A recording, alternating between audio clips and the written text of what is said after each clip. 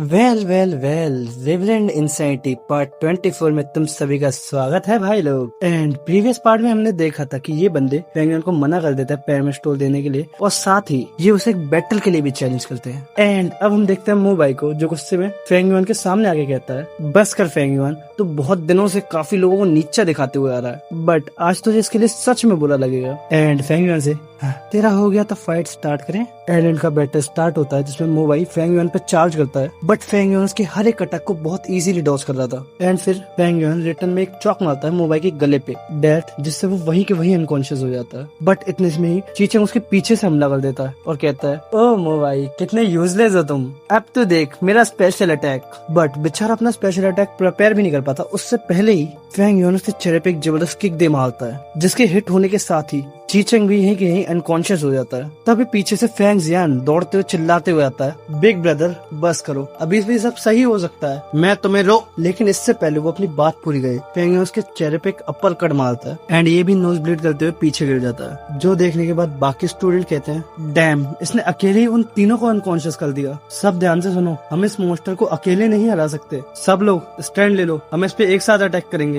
But अगले ही panel में Feng ने सबको पेल देता है एंड वो अपने प्राइमर स्टोर लेके यहाँ से निकलने लगता है। एंड फिर यहाँ से हम देखते हैं फेंगुइन के होटल का सीन, यहाँ पे वो खाना खा रहा है, लेकिन तभी उसके पास एक अजीब सा बंदा आते हुए कहता है, ओहो मैंने तुझे ढूंढ लिया, क्या तो सच में अंदाजा है कि तू कितनी बड़ी मुसीबत में है। एंड फेंगुइन इसकी तरफ नजर करके देखता है, फिर वो अपना खाना खाने लग जाता है, जिससे इरिटेट होकर ये बंदा बोलता है, तू अभी भी कैसे खा सकता है जबकि तूने मेरे यंग मास्टर को हर्ट किया है और मेरी मालकिन मिस मोयान तुझे रिवेंज लेने के लिए ढूंढ रही है, इसका मतलब जानता है ना तू, आज तू मरने वाला है। एंड इधर उस होटल ओनर की वाइफ आगे बढ़ती है सबको रोकने के लिए, लेकिन होटल ओनर से रोक देता है कि भाई तू इसमें इंटेलेक्ट मत कर। एंड यहाँ से हम देखते हैं 5 घंटे पहले का सीन, जहाँ पर हम देखते हैं उसी बंदे की मालकिन को जिसका नाम है मोयान, और ये मोबाई की बड़ी बहन है। इसके साथ ही ये second rank and mid level go master भी है, जो कि अभी किसी मिशन से लौट के आई है, और ये डायरेक्ट सबसे पहले मोबाई के पास जाती है, जो कि अभी अपनी फ्रस्ट्रेशन निकाल रहा होता है, और पीछे से आके कहती है, अरे मेरे छोटे भाई तुम क्या कर रहे हो, लगता है मेरा छोटा भाई बड़ी मेहनत कर रहा है गो मास्टर बनने के लिए। लेकिन मोबाई इसकी बात नहीं सुनता, क्योंकि वो अभी अपनी रेज बैक में है। एंड वो मन में सोच रहा है, डैम इट, मैं पूरे 7 दिन से मार्शल आर्ट सीख रहा हूँ, लेकिन अभी भी उसके और मेरे स्किल्स में बहुत गहरा अंतर है। इसके अलावा वो हर बार मुझे वन शॉट कर देता है, आखिर कैसे।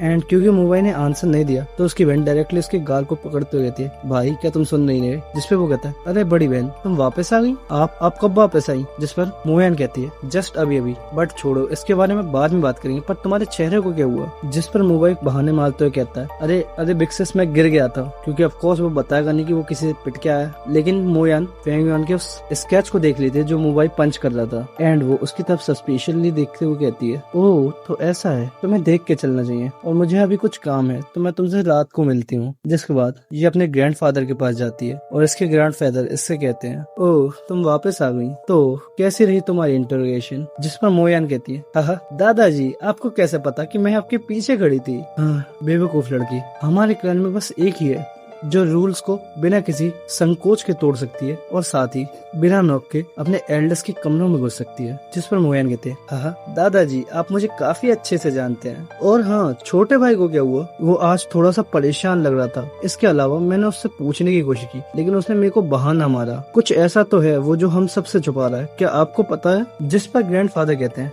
पहले मेरे क्वेश्चन का आंसर दो। जिस पर मोयान कहती है, ठीक है, द वुल्फ ऑफ डेन पूरी तरह से फुल हो चुका है, एंड उनकी करंट ब्रीथिंग रेट के अकॉर्डिंग इस ईयर में हमें कुछ ज्यादा भेड़िए नहीं मिलने वाले, एंड अगले साल तो इससे भी बुरा हो सकता है। जिस पर ग्रैंडफादर कहते हैं, ये तो एक्सपेक्टेड ही था, हर 3 साल में एक बार वुल्फ ब्रीथिंग करते हैं, लेकिन हमें जिसमें इंटरेस्ट है कि थंडर ग्राउंड वुल्फ की संख्या कितनी है। जिस पर मोयान कहती है, बस 3। जिस पर ग्रैंडफादर कहते हैं, ओह तो ये इतना डेंजरस नहीं है, बाई परिवार और शियोन परिवार उन दोनों में से एक को संभाल सकते हैं, और बच्चे को हम देख लेंगे। लेकिन मोयान इन्हें रोकते हुए कहती है, ठीक है दादाजी आपकी बात पूरी हो गई, अब मुझे बताइए कि भाई के साथ क्या प्रॉब्लम है। जिस पर ग्रैंडफादर कहते हैं, एक मैन के लिए प्यार या परिवार कुछ नहीं होता, लेकिन हाँ उसकी जिंदगी में एक राइवल का होना बहुत जरूरी है, एंड इस राइवल को मोबाइल सफाई के लिए छोड़ दो, तुम्हें इसमें दखल देने का कोई हक नहीं है मोयान। जिस पर मोयान कहती है ठीक है ग्रैंडफादर, अब मुझे अपनी बुक पढ़नी है तो मैं जा रही हूँ। एंड ये बाहर आते हुए कहती है माफ कीजिए ग्रैंडफादर, आपको अपने पोते पे स्नेह दिखाने का तरीका अलग है और मेरा अलग। जिसके बाद ये अपने सर्वेंट यानी उसी बंदे को बुलाते हुए कहती है गोयान ये स्केच लो और मेरे लिए इस लड़के का पता लगाओ कि ये कौन है, और हाँ तुम खुद जाओगे।